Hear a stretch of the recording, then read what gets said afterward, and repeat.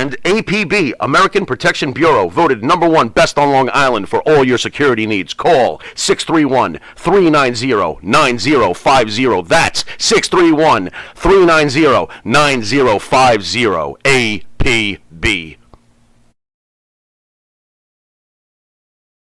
Allowed to make that announcement real quick? All right, no, that's no good. Shut up, Mike. All right. Well, I'll wait to. But me and Jimmy should be back in studio at some point soon enough. But more importantly, our special guest, Shelly Martinez. How are you? I'm doing well. How about yourself? Now that you're here, we're very excited. Very excited. Older guys like to just fawn over younger women, right? Because we don't have much left in our lives, so we just. Oh boy. This is how it is. Oh, that's pathetic. Well, as we were speaking about before we went on air here, I am a vampire, and we're talking about how, vampires don't die. And I was like, there's so many different types of vampires, and there's faux vampires, and they're the ones that get all the credit. They're the ones that give actual real vampires a bad name. And I'm here to stand tall for my fellow vampires out there that are the true vampires. You know who you are. When did you realize you were a vampire? Well, it's interesting because I do believe today is the film release day of the movie The Lost Boys. So when I was a girl and I saw The Lost Boys for the first time, I just became obsessed with vampires. I've always loved kooky, kind of fun, campy, horror-esque kind of things, but that movie is when I got bit. That's when I consider I got bit.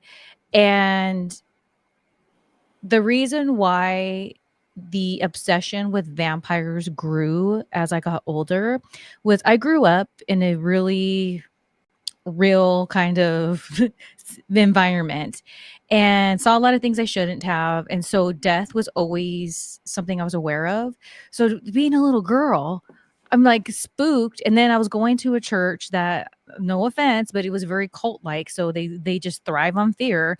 So I was like so freaked out about death 24/7. So this idea of a vampire to me was so cool because I was like, oh my gosh, they don't die. And that's when I really threw myself into just really being into vampires because it was the way that I tried to cope with my death anxiety. So let's be honest here, though. You got into Lost Boys because that dude that was all jacked up, friggin' playing that saxophone, right? Come on now. Come on. Let's be honest. Dude, long live that meme. I'm so proud of that fellow. He probably could still charge $20 to take a picture. I would. Me too, by the way. Me also. I was crushing on that dude. I got to be honest with you. That dude, what? I was crushing on him, man. The dude's like built like a brick shit house. He's playing the saxophone. He's got this like long hair. I mean, who wouldn't have sorry.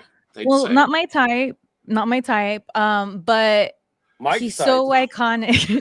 He's so iconic.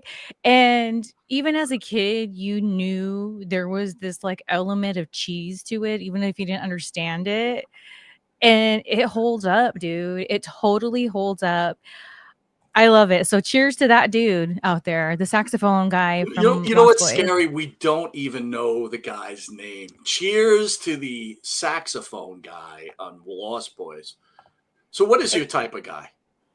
I have many actually. But they're consistent because there's people who, first of all, my whole thing is I have a Jesus fetish.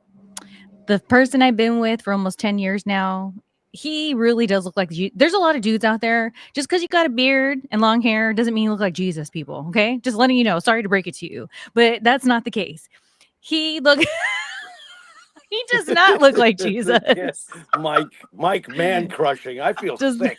Does not I don't like feel Jesus. well at all. Wait a minute, come on, dude. We're hearing about a Jesus fetish right now. I'm totally into this right now. I'm trying to figure out right off the bat, though. I'm sorry, but I'm trying to connect the dots between vampire and Jesus, and I know there's a connection. So what is the connection here? Vampire for God. That is It's pretty deep. wild. It's That deep. is There's deep. not many of us. So yeah, I have that. So that worked out for me in life. But I also like bigger guys. how can I let me think of some people who let me just throw out some names of people who I found like attractive and always had a crush on. Okay. Okay, this is wrestling. Let's keep it wrestling themed, okay? All right. Paul Heyman. What? Totally was obsessed with Paul Heyman for the longest time. Come on, Wait, stop it. hold on. Stop. 1,000,000%. Physically? 1,000,000,000%. I've talked about it openly. What? So there's Heyman, the Wait, Big Shelly, Show. I gotta just cut you off real quick. Jimmy, what is wrong with this planet that someone that looks like that is attracted to Paul Heyman? He's hot. I can't forget it. Go ahead, Shelly. I'm lost for words. I don't know. I'm telling you, I have weird tastes. I have different tastes. And then there's people like John Candy. He's another one that I'm like, I always had a huge crush on. John Candy. Oh my goodness. What about what was it? He lives in a van down by the river. What about Farley? No. Is it the van? Is that the turnoff? It's not the van. Okay. I don't know what it is. And going back to wrestling, like the Big Show, I always had a big crush on. Oh, yeah. Yep.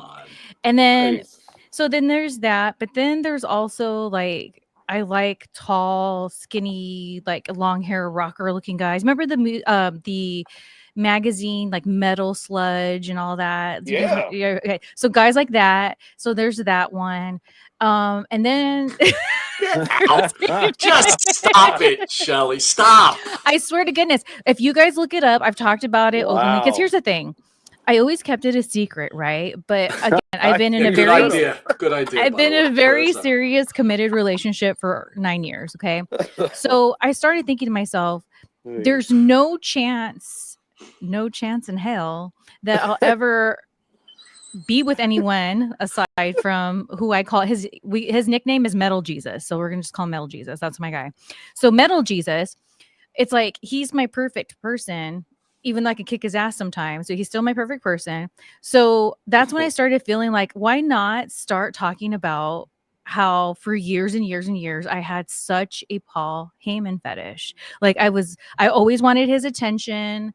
I was obsessed with him. If he would have back in the day and he wasn't married, tried to sleep with me, I would have. Like there was something. Shelly, I don't mean to cut you off. No, go ahead. Here's Metal Jesus, right? And Metal Jesus is floating around your house, and he's thinking to himself, he's like, I just landed this woman. I am Metal Jesus. He's got the horns, yeah. And then he finds out that come on now, it's like over right there. I mean, stop. What do you like? What do you mean over? Like wait, I gotta go. Yeah. I gotta go further. So you said if Paul Heyman was single and he wanted you, you would have slept with him. Back in the day, yes. Now, honestly, that's any better. In the imagination of your mind, in what world would you think Paul Heyman is even good in bed? I think he probably could be. Here's the thing. What? There was a time, I can't remember, I think it was 2014-ish, something like that. I did a photo shoot for the Heyman Hustle, his website. He had girls that he would feature on there. And I remember that day, I went to this really cute spot. That's where we were shooting. And I was like, if Heyman tries anything, I am so down. Like, I am so down. Like, let's do this. There's even a photo of me, and it's me and him, and he's showing me like a photo we just took, and you see me, and I'm like just this to him. Like, it's a thing. And that's what I thought. Like, it's never gonna happen because I have Metal Jesus. Long live. So I felt like, why not start talking about it? Because people love gossip, and this is straight from the horse's mouth. And I think people do find it shocking. For the longest time, I was mad at Heyman for a while. And so I always thought that I was just like kind of resentful towards him. But that's when I realized that resentment was really because I really was into him. Wow. Yeah. I might have to take a break. You just blew my mind. Okay. All right. Let's move on. Wow. Jimmy, you're not even talking at this point. I mean, I don't even know what to say. Real quick, that whole conversation was quite revealing, but thank God I'm still very comfortable with myself being an older, skinny rocker. I'm fine. I'm good. I would tell you before the show, I was already down on my life, as you know, Jimmy. And this has made me feel more like shit than I've ever felt before. But hey, what can you do? What can I you do? feel like you guys are shaming me over here for people. I can't No. help who I like. This is not your fault, Shelly. It's my fault. I just